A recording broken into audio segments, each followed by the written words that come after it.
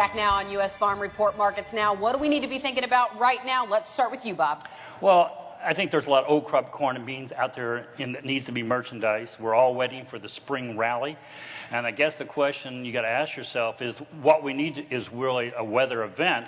How many times have you been successful in merchandising into a weather event? So you've got to get yourself mentally prepared to sell into that market, get a plan of what time and price, when you're going to sell it, and sell it in a way that you can pull the trigger and not wait for higher prices. All right, Mike North. And I think to have some realistic goals about that. I mean, there's still a lot of people out there that want to see something closer to $5 or $4.50. Everybody's got this magic number, and the magic number this year seems to be about 4.5. Recognize everybody wants it. There's a long list of people that want that number, and they're all going to be ready to do the same thing at the same time that you are.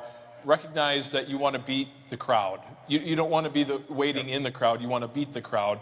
And when you're selling some of that old crop, sell some new crop as well, because these rallies are good for both. Matt Bennett. I think we just have to understand what these rallies mean to us. We have to know exactly what our bottom line is. I'm not real friendly to the bean market. I think it's given us every indicator in the world that we could have that, you know what, we need to at least get a floor under these prices, guys, because fundamentally speaking, I don't want to talk about demand necessarily. I talk about supply. We could make some cases for some pretty small numbers on corn or on beans. And you know what, I can't get too friendly, but corn, I think there could be some hope if we end up with low acreage. So I want to be sitting there waiting to hedge. All right, thank you all for being here. Please stay with us because John Phipps will join us when we come back.